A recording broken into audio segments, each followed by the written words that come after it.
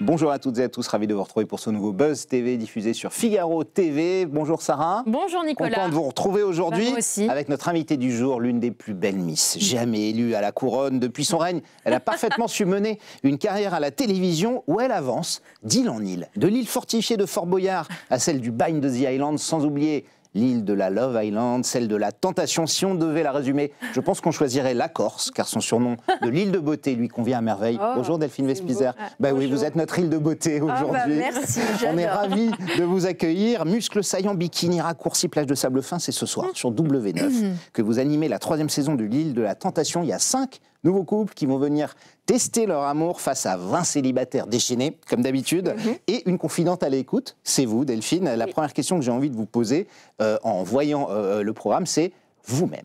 Auriez-vous pu être candidate un jour dans l'île de la Tentation? Alors, candidate, ça veut dire tentatrice ou ça veut dire couple qui va se poser des questions? Comme vous voulez, je vous laisse le choix. Est-ce que vous auriez pu le faire en couple ou en tentatrice? En couple. En couple, vous auriez pu tester votre couple. Vous auriez tenu? Alors, je sais pas. C'est honnête de le dire. Et c'est vrai que quand on va là-bas, on va pas seulement sur l'île de la Tentation pour tester la personne en face de nous. En fait, on se rend compte qu'on se teste hyper soi-même parce qu'on ne sait pas ce qu'on a à l'intérieur de nous, on ne sait pas notre inconscient, on ne sait pas le petit chétan qu'on peut avoir en nous. Ouais. Et généralement, ça se révèle et tout le monde se découvre. On découvre son couple et soi-même. Mais tentatrice, non. Ça, vous n'auriez pas pu le faire, même à une époque de folie, de fête, non. Vous ne l'auriez pas fait. Peut-être que dans la vraie vie, oui, mais pas dans... Pour 12 jours de vacances, tout frais payé? Non, pas à la télé. Non, mais ce que je veux dire, c'est que c'est vraiment une émission vraiment chouette. C'est une aventure. Et moi, j'aimerais pouvoir l'offrir à toutes mes copines ou tous mes potes qui se posent beaucoup de questions en fait, sur leur couple, parce que c'est vrai qu'au bout de 11-12 jours, t'as la réponse, quoi. Ouais. Oui, là au moins on sait. En fait, ça conditionne toute ta vie. Et c'est vrai que les couples qui viennent là, ils font un all-in, en fait. Ils mettent leur couple et donc... Un tapis, on dit au poker. Ils font tapis. Ils mettent leur vie, ils mettent leur passé, leur présent et leur futur. Donc c'est hyper engageant comme aventure. Absolument. Et on va avoir, évidemment, on voit la bande-annonce qui donne déjà très envie. On va poursuivre cet entretien. Dans un instant, on va parler avec Delphine Vespizer de l'île de la Tentation. On parlera d'E Island également. Le 2e épisode a été diffusé hier soir, ainsi que de tous vos autres projets. Ce sera après les news médias de Sarah Lecoeuvre. On démarre ces news médias, Sarah, avec la nouvelle numérotation de la TNT. Ça y est, c'est tombé hier. Et oui, car vous le savez, avec la suppression des canaux de C8 et de Énergie 12, les cartes ont été rebattues. Ouais. Et dès le 6 juin prochain, et donc on aura droit sur la TNT à une nouvelle numérotation. Le jour du débarquement, quoi. Oui, ils ont choisi ça, d'accord. C'est une belle allégorie, mais enfin, l'Arcom a rendu ses conclusions lundi. Alors tout d'abord, France 4 va remplacer Canal+ sur le Canal 4, parce que Canal+, vous savez, quitte la TNT. Ouais. Ça, c'est de son fait, hein, qu'elle l'a décidé. Oui, tout à fait. Gulli récupère le canal 12 de Énergie 12. Et alors, qui prendra la place de C8 tant convoité? Eh bien, l'heureux élu est LCP, qui vient du canal 13, donc qui gagne 5 places. Une chaîne publique, comme par hasard. C'est une belle progression, car il faut le rappeler, le but, c'est d'avoir les premiers numéros, parce que plus on est près de la 1 et de la 2, plus on a de chances de faire de l'audience. Normal. Et le gros changement aussi, c'est du côté des chaînes info, puisque désormais, elles seront regroupées dans un seul et même bloc, c'est ce qu'elle réclamait depuis des années, et bien ça y est, c'est fait. BFM TV reste en première position au canal 13 désormais et plus au 15. CNews est avancé aussi de 2 places à la 14e place. Et puis les grands vainqueurs, finalement, c'est LCI et France Info qui suivent derrière au canal 15 et 16. Ils étaient 26-27, un peu perdus. Hein, donc, eux, ils sont très contents, je peux vous dire.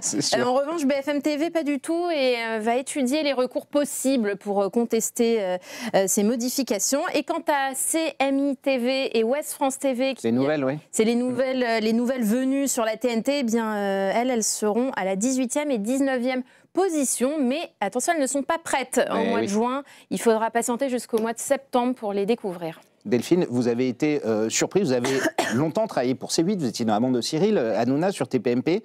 La suppression de C8, ça a été un choc, ça vous a fait bizarre. Jamais l'Arcom n'avait pris une telle décision, hein.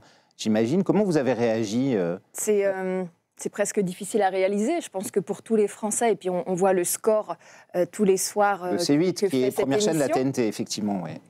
Alors justement que je dis que fait cette émission, parce que j'ai quand même l'impression que la chaîne est quand même représentée fortement effectivement par cette émission. Quand on voit l'impact que ça a sur la France, c'est très triste quand même de l'enlever, et la chaîne aussi. Il y a d'autres beaux programmes qui sont vraiment On rappelle qu'elle a été sanctionnée à cause des sanctions de TPMP. Voilà, donc en fait pour sanctionner un programme au final, et on enlève une chaîne, c'est... Bon, c'est violent. C'est dommage. Comme Les Animaux de la 8 ou William à midi, par exemple. Absolument. Pascal de la Tour du Pin ou d'autres. Et effectivement. On continue ces infos médias, Sarah, avec le président de Miss France qui a réagi à la polémique qui est suscitée par Angélique Angarny-Philopon depuis quelques jours. Oui, vous le savez, la semaine dernière, notre Miss France 2025 a déclenché une vague de réactions quand, lors d'un entretien, elle n'a pas voulu se dire Charlie. Alors depuis, l'intéressé a fait son mea culpa. Charlie Hebdo a aussi répliqué dans une caricature. Et puis Frédéric Gilbert, ça y est, le PDG de la société Miss France, a pris la parole dimanche dans Le Parisien, et il défend l'hôtesse de l'air de 34 ans en rappelant tout d'abord que les reines de beauté doivent rester neutres pendant leur règne. Sur le plan politique et religieux, elle a été complètement prise au dépourvu, dit-il, par cette question et s'est mise en mode automatique. Elle n'a pas voulu non plus réagir à la mort de Jean-Marie Le Pen. Voilà ce qu'il a tenu à rappeler. C'est une demande de notre part. Alors, il se dit aussi très inquiet pour sa sécurité, puisque au vu de la polémique, elle reçoit des dizaines menaces. Et des dizaines de menaces, des menaces de mort notamment. Est-ce que vous avez été Miss, donc vous connaissez... Je ne vais pas poser la question, parce que moi je suis plus qu'engagée sur tous les sujets en permanence. Bien sûr, mais vous pensez qu'elle aurait dû s'exprimer en tant que Miss France. C'est bien ça ce qu'on entend, c'est pendant son règne. Et en fait, pendant le règne, tu t'appartiens pas vraiment, parce que... Il y a une règle écrite, Delphine, comme ça, dans le règlement, vous ne devez pas vous exprimer politiquement. On te le dit tous les matins, on te le répète. Fais attention, il n'y a pas de baguette magique, surtout avec l'ère des réseaux sociaux. Fais attention, tu dois être un modèle pour tout le monde, tu dois être l'unité, tu dois être l'union. Donc ne parle pas de sujets qui fâchent, ne te prononce pas. Donc ça, c'est vrai, c'est ce qu'on apprend. Après, il y a certaines personnes qui ont des caractères plus ou moins... Vous l'auriez peut-être fait quand même, moi, je me dis. Charlie, en plus, ça dépasse peut-être la politique, c'est peut-être pas... Mais pour le coup, moi, j'ai trouvé que là, c'était pas du tout quelque chose de politique, et que bien sûr, il faut dire qu'on est Charlie, et puis bien sûr... Maintenant, elle est dans les premières semaines, dans les premiers mois de son règne, et malgré son âge, parce qu'on peut se dire effectivement, elle a 34 ans, donc elle sait, c'est aussi pour ça qu'elle a été élue, elle a beaucoup de charisme, elle avait quelque chose en plus. Néanmoins, cet exercice d'être personnage public et l'outil médiatique, ça s'apprend pas comme ça. Parfois, il faut se faire les dents sur certains buzz, malheureusement, quoi. Et c'est son premier buzz. Bon, bad buzz. Vous pensez que ça va entacher son règne ou qu'elle pourra passer outre ça? On a chacune eu des petits trucs qui ont un peu entaché. En fait, c'est pas entaché, c'est le package. Donc elle, on saura, c'est la Miss qui a la super punchline qui a dit « il est jamais trop tard pour toutes les femmes ». C'est la Miss qui est beaucoup plus âgée, qui ouvre, qui amène un message d'espoir et de force, girl power incroyable. Bon, qui s'est pas prononcé là parce que, en fait, c'est un truc un peu complet. Personne n'est parfait et la Miss France en titre non plus. Mais ça vous a surpris justement parce qu'elle a 34 ans, c'est la plus vieille Miss jamais élue. Vous, c'était il y a 13 ans pile, vous aviez 20 ans. C'est vrai qu'il y a un écart absolument incroyable entre une fille de 18, 19 ou 20 ans et une femme de 34 ans. Vous attendez plus de choses d'elle, de maturité, et qu'elle ait été élue, notamment pour ça aussi, pour changer. C'est pour ça qu'elle est interrogée là-dessus aussi. Oui, bien sûr.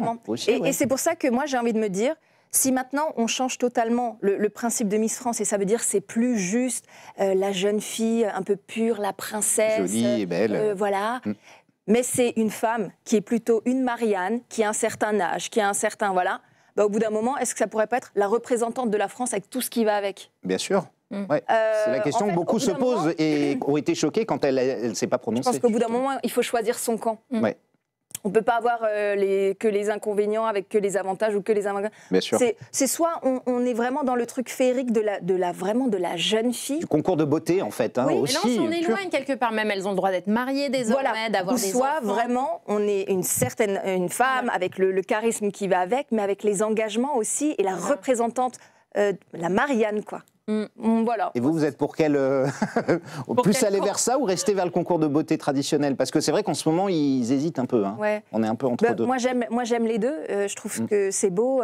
en séance dédicace, quand vraiment on est en mode vraiment princesse et qu'on fait rêver les enfants et qui nous regardent comme ça, c'est très très beau. C'est beau aussi de ne pas trop s'exprimer sur certaines choses pour effectivement ne pas diviser. Oui. Mais en même temps, donc voilà, c'est toujours ma dualité. Hein. Moi, c'est le côté blanc et le côté rouge. Et en même temps, moi, j'adore la guerrière qui dit les choses. Et moi, j'oscille en permanence entre les deux. Donc peut-être qu'un juste milieu est possible. Et encore une fois, il faut lui laisser du temps aussi à Angélique. Bon. On est sur les premières semaines. Donc oui, c'est les premières semaines. Espérons que ça n'entache pas tout le reste de son règne. C'est fini, Sarah, pour les news. Les médias sont terminés. Il y en aura d'autres, bien sûr. Dès demain, on passe au grand entretien du Buzz TV. Nous sommes avec Delphine Vespizer. Ce soir sur W9, Delphine, vous animerez la 3e saison de l'île de la Tentation. 5 nouveaux couples, je l'ai dit, vont tester leur amour face à 20 célibataires sur une île paradisiaque. Il suffit de voir les images et de voir votre tenue qui nous fait rêver en ce moment en hiver où il fait si froid. Vous serez là évidemment pour suivre tous les débats, voire même les ébats éventuellement. Qu'est-ce qui vous plaît tant dans le concept de l'émission, Delphine, que vous animez pour la 3e fois ? Pour la 2e fois. Pour la 2e fois, pardon. Oui, c'est la 3e saison, mais la 2e fois, excusez-moi. J'étais sur la 3e saison du relancement. Et d'ailleurs, les gens sont vraiment impatients. Hein. Je sais qu'ils attendent à fond. Ah bah bien sûr, oui. Donc on est vraiment très. Chez moi, je sais que demain, la télé sera réglée sur W9. Je n'aurai aucun choix. Mais vous voyez ce fameux principe de soirée un peu pizza, comme on pourrait le faire pour Miss France. Maintenant, c'est pour l'île de la Tentation. J'adore. Mais qu'est-ce qui vous plaît tant dans le concept ? Vous en avez parlé au début. C'est vrai que c'est un vrai test. Mais qu'est-ce qui vous plaît dans l'animation de cette émission ? Moi, d'une, c'est la quête de la vérité. Ouais. De deux. Aller au microscope ou au macroscope, je ne sais pas, mais d'aller vraiment dans la nature humaine. Dans la nature humaine de soi, dans la nature humaine du couple. Moi, le couple, c'est ma passion aussi. Ça, je le répète tout le temps, cette phrase.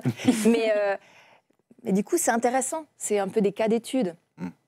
Et on se retrouve tous, ou on s'est tous déjà retrouvés dans ce que vous allez voir. Bien sûr. Et ça pourra tous nous arriver, au final, même si on aime la personne avec qui on est, de fauter parce qu'il y a quelque chose de plus en nous, quelque chose qui nous manque, ou ça nous est tous arrivé d'être victimes de ça, ou ça nous est tous arrivé de justement de passer outre ça et après vraiment d'aller dans l'engagement parce qu'on sait c'est la bonne personne maintenant. Et tout ça en fait, puisque l'amour c'est la vie, et la vie est faite d'amour et est faite de couple. Donc en fait, quand on se pose parfois des questions, ça nous fait perdre du temps. Ouais. Ça nous fait perdre des minutes de vie. Donc en fait, au bout d'un moment, allez sur l'île de la Tentation et puis on vous donne les réponses. Vous saurez tout. La très conclusion, vite. Donc, c'est qu'on peut tous se tromper. Enfin, on a tous ça en nous quelque part. En fait, on est des humains. On est tous que des humains avec nos forces, nos faiblesses. Et puis on a tous une part d'animalité aussi. On est régi par notre cœur, par notre tête, mais aussi par nos sensations. Nos sensations. Et c'est vrai que là-bas, les sensations sont vraiment décuplées parce qu'on est dans une bulle, donc ils n'ont pas leur téléphone. Et au bout d'un moment, tu n'as pas ton téléphone, en fait, c'est comme si tu t'oublies ton quotidien. Et donc, tu te dis que c'est pompé là, mais en fait, ça fait partie de ta vie. Mais c'est pas complètement la vraie vie. C'est-à-dire, dans une vie, il n'y a pas des hommes comme ça qui vont avoir 10 femmes qui leur sautent dessus. Non, on est bien d'accord. Et puis, quand même, on leur met. Bien sûr, c'est forcé un peu. Si je puis m'exprimer comme ça, parce que j'adore tout ce qui est le milieu animalier, mais c'est très drôle. On leur met beaucoup de stimuli. Bien sûr, évidemment. Vous cherchez à les pousser à la faute. Voilà, ça. On leur met beaucoup de stimuli. Donc, ils sont stimulés, quoi. Oui, forcément. Ouais. Et alors, on va découvrir 5 nouveaux couples. On va les citer: Julie et Arnaud, Chloé et Enna, Cory et Julien, Marine et Hugo, Sandra et Jimmy. Ça, c'est le jaloux de la bande. Ah oui, un peu jaloux, on a vu dans l'autre épisode. Il y a de quoi aussi. Hein. Bon, mais comment ils sont sélectionnés? Parce que je suis sûre qu'il y a plein de couples qui rêvent de venir sur l'île. Ils sont ensemble depuis... Ouais, c'est ça, je crois que c'est 6 mois pour le plus récent, jusqu'à 2 ans ou 3 ans pour le plus. Hein. Ils sont en couple depuis entre 6 mois et 3 ans. Julie et Arnaud, ça fait 5 ans qu'ils sont ensemble. Ah, 5 ans, c'est 5 ans. L'année dernière aussi, Salomé et Timothy, ça faisait 5 ans qu'ils étaient ensemble, avec un projet de bébé, avec un projet de mariage et tout ça. Vous prenez pas des jeunes couples? Alors, on prend des couples... Il y en a que c'est quelques mois. Solides. Enfin, solides. Voilà. Sur le papier. On prend des couples qui ont déjà un certain âge, mais qui sont forcément fragilisés. Parce que si tu es tout à fait solide, enfin, tu viens pas de l'île de la Tentation. Donc, quand tu es fragilisé, tu te poses des questions. Tu peux venir à l'île de la Tentation quand ça fait 3, 4, 5 ans que tu es ensemble. Mais on a aussi des jeunes couples qui se posent des questions et qui se disent: est-ce que je vais vraiment m'engager avec cette personne? Parce que sur les premières semaines, premiers mois, elle m'a déjà un peu trompée. Bon, ok, c'est le début, mais quand même, si j'ai envie de m'engager, je n'ai pas envie de perdre mon temps, je vais aller à l'île de la Tentation, je vais le tester, et puis voilà. Justement, on a de tout. Comment vous faites, Delphine, pour éviter les soupçons, notamment sur les faux couples? Parfois, sur les réseaux sociaux, on vous accuse certains couples comme Marie et Julien ou Lydia et Gaëtan. Qu'est-ce que vous leur répondez? C'est-à-dire des couples qui viennent et qui disent on fait un faux couple, on vient pour s'amuser avec des célibataires. Est-ce que la prod fait très attention? Alors, comment ils étudient ça? Dans tous les programmes télé, il y a à chaque fois des fantasmes dessus. Sur Miss France, c'est les fantasmes de triche. Dans TPMP, c'est les fantasmes de on vous dit quoi dire. Et ben dans L'île de la Tentation, c'est le fantasme de ce sont des faux couples. Lydia et Gaëtan, vous pouvez encore aller sur les réseaux sociaux 1 an après, ils sont ensemble. Ils sont encore ensemble. C'est vraiment un vrai couple. Et tous les vrais couples, voilà, la prod, elle fait en sorte aussi de descendre vraiment. Enfin, il y a une enquête. De savoir, oui, descendre dans les réseaux sociaux, voir l'environnement, l'entourage et tout ça. Et bien sûr, ce sont des vrais couples. Et pourquoi est-ce qu'on pense que ce sont des faux couples? Juste parce qu'on se dit, ouais, c'est une semaine. Oui, ils veulent aller s'amuser, bien sûr. On va s'amuser, on va. Évidemment. Mais non, en fait. Et on est en 2025, à l'ère du MeToo. Est-ce que c'est compliqué de produire, de réaliser une émission comme ça? Parce que c'est une émission où, justement, on veut créer des couples, créer des Je me suis posé la question. Oui. Et comment on fait pour... parce qu'il peut y avoir des accusations, je ne sais pas, de harcèlement, d'agression sexuelle. Pour être certain du consentement, en fait, des uns et des autres. La question du consentement peut se poser. Alors, je me suis posé la question, tout comme je me suis aussi déjà posé la question par rapport à Miss France aussi. On se dit, est-ce que les filles qui... Voilà. Mais en fait, à chaque fois, il faut prendre la chose d'un autre côté. Par exemple, Miss France, ok, on se dit, ah ouais, c'est des nanas qui sont que jugées sur le physique et ils sont en maillot de bain. Bah non, en fait, ça ouvre à ces jeunes femmes une carrière incroyable de businesswoman. Et L'île de la Tentation, ok, ce sont des jeunes femmes qui sont là en tant que tentatrices, mais ce sont surtout des célibataires à la recherche de l'amour et personne ne force personne. C'est juste que on réunit toutes les conditions propices et on met des célibataires ensemble et on force personne. C'est juste qu'il y a des choses qui se font ou qui ne se font pas. Toutes les tentatrices n'ont pas de crush. Il n'y a pas forcément d'histoire. Et puis inversement. Voilà. Vous verrez que sur les 10 tentatrices, à chaque fois, tout le monde n'est pas dans le game du truc. Et ce qui se fait, généralement, c'est vraiment très sincère. Alors, l'île de la Tentation, c'est ce soir sur W9, mais hier soir, vous étiez sur une autre île, encore une fois, sur M6, celle du Bagne, celle-là, celle de The Island. Pourquoi avoir accepté cette mission, ce truc de dingue? Effectivement, survivre 11 jours sur cette île, quand on voit les conditions, les 2 premières émissions, quasiment les 3 abandons, c'est impressionnant, hein. Mais pourquoi vous avez accepté cette folie, Delphine? Dites-nous. J'aime la folie. Le challenge, le défi. J'aime toujours aller plus loin. Et c'est un peu comme... Je fais plein de liens avec toutes les émissions dans lesquelles j'ai participé, mais c'est comme Fort Boyard. Toujours plus haut, toujours plus loin, toujours plus fort. Moi, c'est ça aussi. Dans ma carrière, c'est ça. Dans ma vie personnelle. C'est vrai que vous avez un serpent autour du cou dans Fort Boyard, donc ça vous fait absolument pas peur sur l'île. Non, mais ça me faisait pas peur. Non, pas du tout. Les animaux, les crevettes, ça me faisait pas du tout peur. En revanche, c'est quoi le plus difficile? C'est de voir les autres manger des animaux, non? Donc ça a été compliqué. Quand ils arrivaient à en capturer, et franchement, c'était très rare. Mais j'étais dans tous mes états, moi j'étais en pleurs. Ouais, vous êtes végétarienne, on le rappelle, c'est pour ça. Vous êtes très engagée, vous avez posé récemment pour PETA. Exactement, et que dire? Quand je suis rentrée, j'ai dit à mon père, voilà, moi aussi j'ai fait l'armée. C'est comme si j'avais fait l'armée. Comme si vous aviez fait l'armée. Vous avez perdu beaucoup de kilos? 6,5 kg. 6,5 kg quand même. Après... c'est pas mal. Ah ouais, mais c'est pas mal. En 10-11 jours. C'est beaucoup même. C'est énorme. C'est pas mal. Et je pensais pouvoir garder ça. Mais bien sûr, quand on est dans une émission comme ça, où on est tellement restreint, quand on revient après, tu ouvres le frigo et tu fais « Maintenant, j'ai le droit, j'ai le droit !» Donc j'ai tout repris malheureusement, mais c'était le meilleur régime que j'ai fait de ma vie. Voilà. Donc là, maintenant, 6,5 kg, ça veut dire que vous êtes resté longtemps alors. On va pas dévoiler, mais... Est-ce que vous avez survécu jusqu'au bout? Est-ce que vous avez fait l'aventure? Regardez-moi bien. Est-ce que moi, Moi, je suis sûr que vous allez très loin. Donc, je suis sûr que vous allez... Je peux vous dire, j'ai voulu abandonner plusieurs fois, mais je me suis dit, c'est impossible, je ne peux pas. Rien que pour mes potes à qui j'ai dit, je reviens dans 11 jours. Si j'étais revenue 5 jours après, j'aurais eu la honte, quoi. Oui, c'est sûr, À moins que vraiment gros bobo où on ne peut pas faire autrement. Oui, piqué par une raie ou un truc. Voilà, et les personnes qui sont parties, c'était pas de leur vouloir ou c'était pas juste psychologique, j'en peux plus, je craque, j'arrête. C'est vraiment parce qu'ils se sont fait mal physiquement et qu'ils ne pouvaient pas continuer. Et c'est vrai que quand j'ai vu tout le monde commencer à tomber comme des mouches, je me suis dit, mais comment est-ce que je vais finir? Et on va voir ça dans quelques semaines. Oui, alors vous êtes aussi dans Fort Boyard chaque été depuis je ne sais combien de saisons. Ça va faire ma 12e saison, c'est énorme. Elle va continuer l'aventure cette année c'est fait. Oui, oui, c'est la famille. Et puis parfois, je me posais des questions. Je me disais, est-ce que Blanche, au bout d'un moment, je sais pas. Est-ce que vieillir, c'est une question ou pas? L'âge se pose pour vos personnages? Non, mais pas pour Delphine. Pour vous, Delphine, jamais. On dirait que vous n'avez pas bougé, mais bon. Mais c'est ça que je vous dis. En fait, je me posais la question. En fait, je me dis, est-ce que Blanche, au bout d'un moment, elle doit avoir 40 ans? Je suis encore loin de 40 ans, mais je me suis déjà posé cette question. Au bout d'un moment, je vais faire Blanche jusqu'à quel âge? Mais bon, vous pouvez changer parce qu'il y a un peu de vos personnages, il y a eu bleu, puis il y a rouge aussi. Il y a des nouveaux tests qui vont être faits cette année, vous ne savez pas encore? Alors pour l'instant, on ne sait pas encore, mais c'est vrai qu'on pourrait un jour imaginer qu'en fait, on retrouve la maman de Blanche et de Rouge, et le jour où j'ai 45 ans, et je serai la vieille mère des deux. Ça pourrait être pas mal. Alors j'ai peut-être aussi un autre projet pour vous, Delphine, parce que figurez-vous qu'hier soir, et hier dans le Buzz, nous recevions Christophe Licata, le danseur de Dals que vous connaissez, de Danse avec les stars. Il avait une question à vous poser, je propose de l'écouter et d'y répondre juste après. Alors Delphine, je sais que tu aimes beaucoup danser. Est-ce que Danse avec les stars, c'est une aventure qui te tenterait? C'est presque une invitation, hein, parce que vous aviez déjà dansé avec lui. Oui, j'ai déjà dansé avec lui pour des essais. J'avais hyper bien réussi. On devait proposer 2 danses et au final, on a tellement bien dansé ensemble qu'on en a fait 3 et c'était trop bien. Et c'était l'année où il y avait Élodie Gossuin. Donc on était en duel avec Élodie. Il ne va pas y avoir 2 Miss. Non, 2 Miss. Il va y avoir 2 Miss. Et ils ont pris Élodie Gossuin parce qu'effectivement, il y a 8 ans, moi, j'étais pas autant médiatisée, donc c'est tout à fait normal. Donc sa question, ça vous tenterait? Mais attendez. Je sens que oui, Delphine. Attendez, mais carrément, j'ai presque envie d'avoir les larmes aux yeux. Danse avec les stars, c'est mon rêve. Mais est-ce que M6 vous laisserait? C'est ça la question. Vous êtes très... Je pense que oui. Je pense qu'il m'aime beaucoup. Et vous êtes en plus sur France 2, sur Fort Boyard. Tous les gens avec qui je travaille toujours m'aiment beaucoup et veulent le bien pour moi. Donc je suis vraiment contente. Vous réussiriez à les convaincre si Dals vous appelait, vous pensez que c'est le rêve de ma vie. Enfin, c'est le rêve de ma vie. C'est le rêve de votre vie. J'ai réalisé quasiment tous mes rêves, sauf celui-là.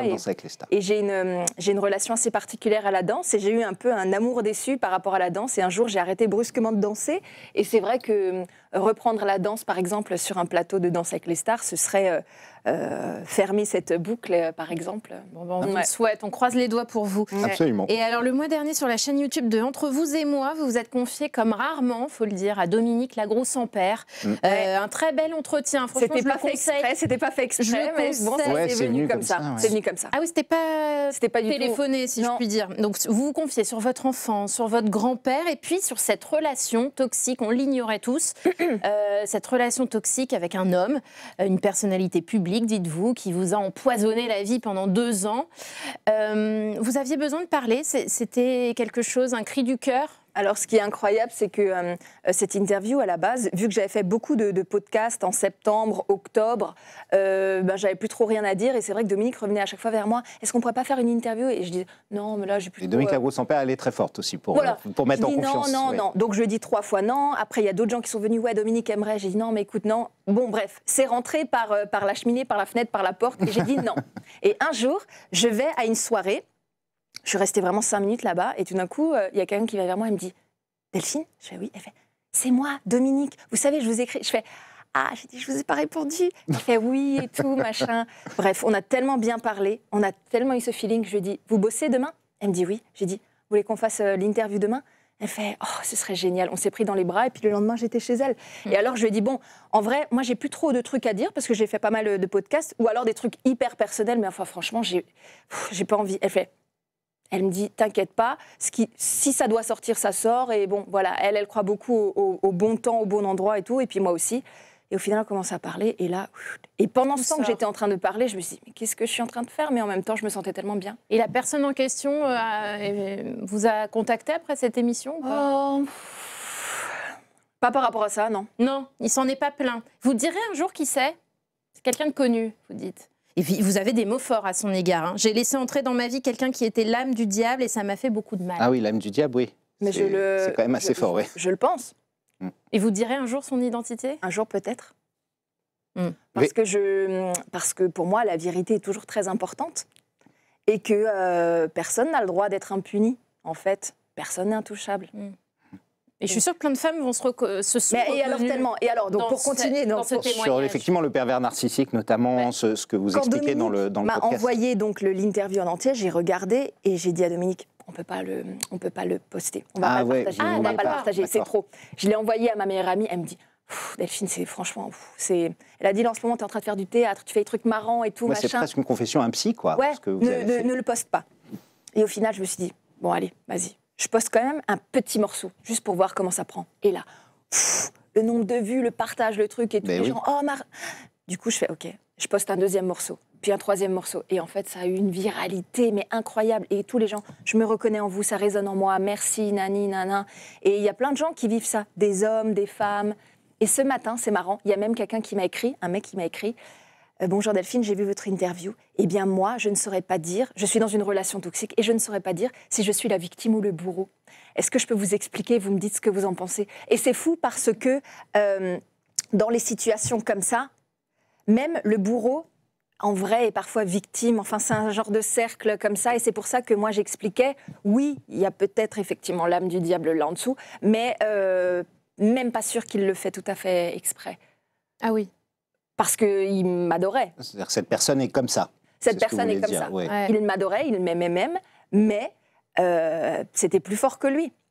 Donc, c'était pas tout à fait exprès. Donc, on ne sait pas si c'est victime ou bourreau au final. Et ça va mieux aujourd'hui? Vous êtes libérée de ça, de cette franchement, relation? Ça m'a fait... Oui, je me suis libérée de cette relation et ça m'a fait... Je pense que c'était un point final pour moi parce que c'était quelque chose que j'avais en travers de la gorge, même si ça s'est fini il y a plusieurs mois. Le fait de ne pas pouvoir dire la vérité, de ne pas pouvoir expliquer aux gens pourquoi est-ce que j'ai une métamorphose physique, pourquoi est-ce que j'ai pris 10 kilos. J'en avais marre qu'en fait, que les gens me disent est-ce qu'elle est enceinte? Est-ce qu'elle est truc? Est-ce qu'elle fait plus de sport? Est-ce que... Bah non, en fait, juste, j'étais pas bien. En fait, vous l'avez expliqué, ouais. Voilà, et en fait, je l'ai expliqué. Et bon, et maintenant, effectivement... Et grâce à The Island, vous êtes revenu impeccable, en tout cas. C'est déjà l'heure, Delphine, c'est terminé. Merci beaucoup d'avoir été avec nous, d'avoir passé ce Buzz TV en notre compagnie. Je rappelle qu'on vous retrouve ce soir, 21h10, c'est le lancement de l'île de la Tentation sur W9. Ne ratez pas ça. Il y en a pour 8 semaines d'émission. Et puis, on vous retrouve dans The Island, l'île du Bagne. On espère que vous allez aller le plus loin possible. Cette fois-ci, ce sera sur M6. Les mardis et les mercredis. Et Sarah, nous, on se retrouvera demain avec notre invité, une autre personnalité d'M6, Stéphane Rothenberg, qui viendra nous parler de la nouvelle saison de Pékin Express. D'ici là, prenez soin de vous et merci encore de votre fidélité.